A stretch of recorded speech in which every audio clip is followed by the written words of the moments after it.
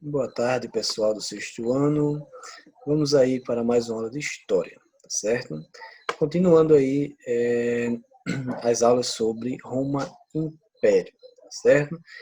Nas outras aulas, a gente viu sobre o início do Império, né, com o Augusto, né, foi coroado pelo Senado. A gente viu os títulos que ele teve, né, o título de Augusto, de príncipe, né, primeiro cidadão, Augusto divino e de imperador. Então ele tinha muitos títulos. Lembrando também que o Império aí, segundo muitos autores, ele vai ser dividido em duas fases, né, que vai ser o Principado, no caso onde o imperador ele não vai ter tantos poderes em Roma, ele vai ter poderes absolutistas apenas fora da cidade de Roma. E o Dominado, que no caso o imperador ele vai ter poderes aí absolutos em todo o território romano, inclusive em Roma também, tá certo? Então a gente viu aí, né, muitas questões, a estrutura, né, o início ali, bem no início de Roma, a política do pão e circo e tudo mais, tá? E aí vamos ver hoje a organização, a estrutura política e social, tá? É aquilo que eu estava falando para vocês, né? O imperador ele vai ter muitos poderes mesmo, tirando aí apenas que dentro de Roma, né, no período de Principado, que é nos primeiros 2 séculos de Império, né, podemos dizer, ele não vai ter tantos poderes em Roma. Porém, em todo o território romano, ele vai ter muitos poderes mesmo, poderes absolutistas, certo? O Império vai ser uma monarquia hereditária, eu já tenho falado isso para vocês, inclusive, né, lá na página 46 do livro didático vai estar falando, né, das dinastias, uma das principais ou das primeiras dinastias do Império Romano. Então,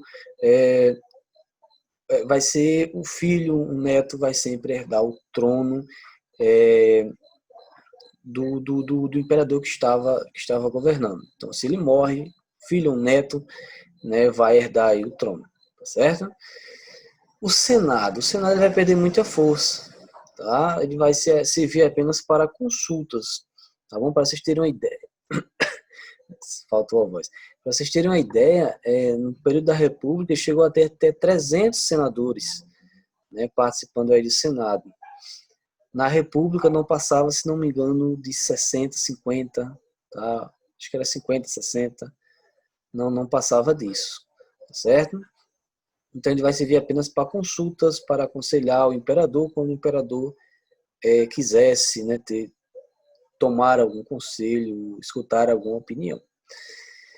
Porém, a instituição aí que vai ganhar muito poder vai ser a Guarda Pretoriana. Quem era a Guarda Pretoriana? Eram ex-comandantes das legiões. Tá? Eles já tinham muitos poderes, eles já tinham muitos territórios, já tinham feito muitas conquistas. Eram pessoas muito ricas, tá certo? E aí essa Guarda Pretoriana ela vai ser aí a instituição que vai ter mais poder durante o Império. Por quê? Porque ela vai proteger o imperador, tá? Caso esse imperador ele não faça, não atenda aos privilégios ou aos desejos dessa guarda pretoriana, essa guarda pretoriana, por exemplo, destituiria, tá, esse imperador, assassinava, matava, retirava do trono e tal, tá certo? E também essa guarda pretoriana vai coroar o imperador. Olha como é que ela tem poder, ela vai coroar, ela quem coroava os imperadores, tá? Para percebermos aí o tamanho da força dessa guarda pretoriana. Então ela protegia o imperador em todos os lugares que o imperador estava. Ela estava protegendo. Ela retirava esse imperador do trono caso ele não concedesse os privilégios, não fizesse o que ela desejava. Então ela poderia montar um plano e assassinar esse imperador, retirar ele do trono e coroava. Então, para percebermos aí o quanto a guarda pretoriana tinha poderes, certo? Espero aí que vocês estejam entendendo. A gente já viu, né, um pouco sobre isso na última aula, mas eu estou revisando para que vocês entendam. Tá? Eu tenho falado para vocês que eu ia revisar esse assunto, né, da última aula. E aí chegamos à expansão territorial. Lembrando, né, as principais conquistas de Roma, não é que no Império não vai haver conquistas importantes, vai sim haver.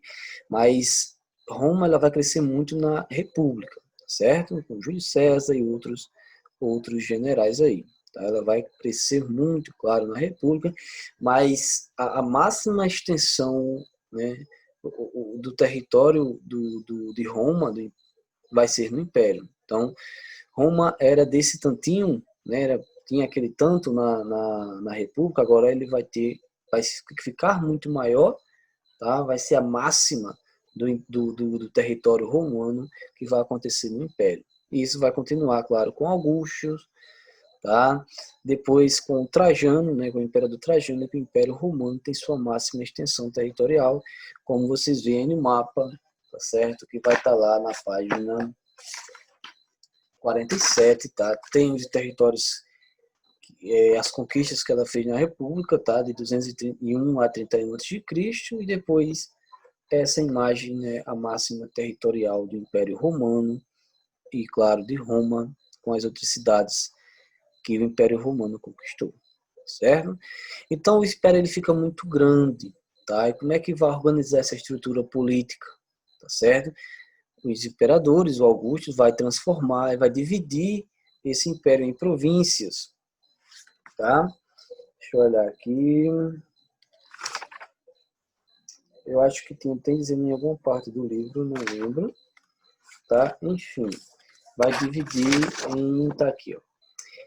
No máximo, né, vai chegar até 46 províncias, tá? Províncias que eram grandes, né? Territórios extensos, em razão da granditude, né, do Império Romano. Tá? E é o que se fazia, né? Pessoas, né? A quantidade de pessoas, de rotas, mercadorias, fez com que o imperador nomeasse funcionários em todo o território, que tinham como função aplicar essas leis romanas. Então, tinham funcionários ligados ao imperador, que iriam administrar essas províncias, e também iam ter funcionários que iriam aplicar as leis romanas. Tá?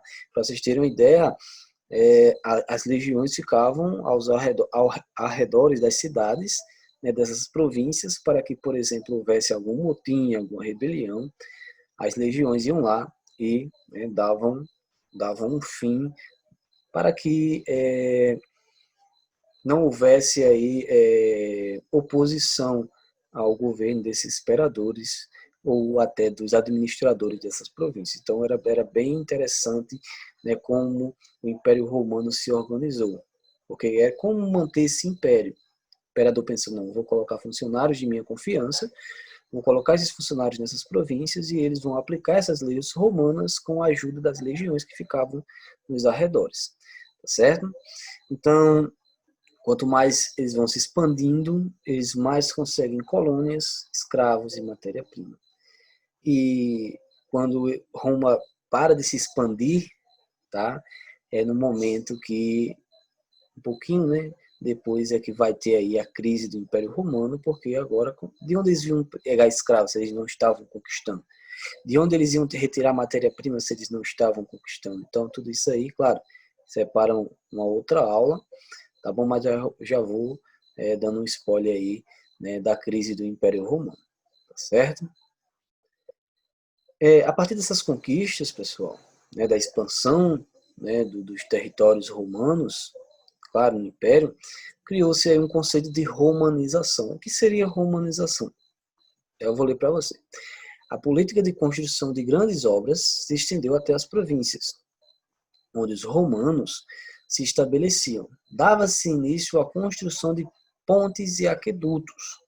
A construção de obras fazia parte do processo de romanização, ou seja, preste atenção, de imposição da cultura romana entre as províncias do Império. Entretanto, em muitas situações, Roma também assimilava a cultura da província. Um exemplo é a difusão do culto a Ísis, deusa egípcia em Roma, ou seja, romanização é a imposição da cultura romana em outros cantos, em outras províncias, tá certo? Como vemos aí, esse aqueduto, tem lá no livro de vocês, na página 48, ele foi construído no Rio Garden, tá? Na França, né? Para a gente percebermos o quanto Roma territorialmente tinha conquistado, né, posses, tinha ido longe, tá certo?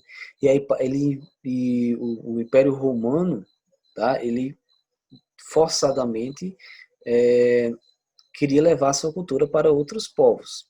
Porém, claro, né, ele, como tem no fim do texto, ele também sofria, né, aprendia também com outras culturas, inclusive aí o culto a Ísis, uma deusa egípcia que era também cultuada em Roma, certo?